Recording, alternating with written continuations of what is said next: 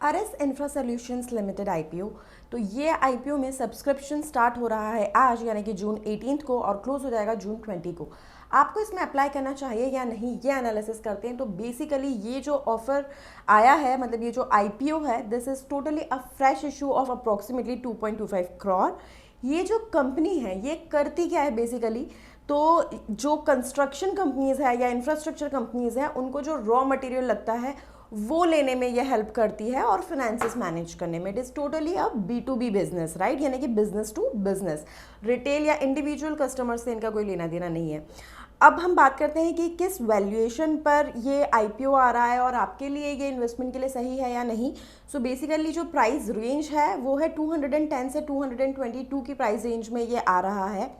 और अगर हम बात करें कि फाइनेंसेस इसके, सो फाइनेंशियल्स अगर हम देखें, ये जो कंपनी है ये 2021 में ही इनकॉर्पोरेट हुई है और प्रॉफिटेबल ये हुई है very recently in 2024-25। So basically अगर हम बात करें फाइनेंशियल्स की तो बहुत ज़्यादा अट्रैक्टिव नहीं है और बहुत ही रिसेंटली लॉन्च्ड कंपनी है। प्रमोटर ग्रुप की बात करें तो एक शाह फैमिली है और कुछ और लोग हैं जो मिलकर ये कंपनी चला रहे हैं।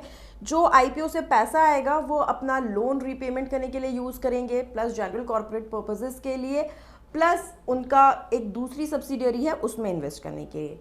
सो आई फील कि अगर हम पी और वैल्यूएशंस देखें तो कंपनी थोड़ी सी ओवरप्राइज्ड है। प्लस अगर हम बिजनेस मॉडल का फ्यूचर देखें, so in a way it is a monopoly company, क्योंकि वेरी डिफरेंट बिजनेस मॉडल पे ये वर्क कर रही है। हाउएवर क्योंकि ये बहुत ही रीसेंट आई है और कोई नोन ग्रुप भी इसे नहीं चला रहा है एंड इतने ज़्यादा हाई वैल्यूएशंस पर आ रही है, सो आई फील कि it would be a very risky bet. जो कस्टमर्स ऐसे नहीं होते इन्वेस्टर्स जिनके पास में सरप्लस फंड्स है and they just want to take a chance, वो इसमें इन्वेस्ट कर सकते हैं। Otherwise I would suggest to stay away from this IPO and I personally would stay away from this IPO. आप क्या कर रहे हो नीचे कमेंट करके बताओ और इसी तरह से अपडेटेड रहने के लिए चैनल सब्सक्राइब करना बिल्कुल मत भूलें। Thank you so much.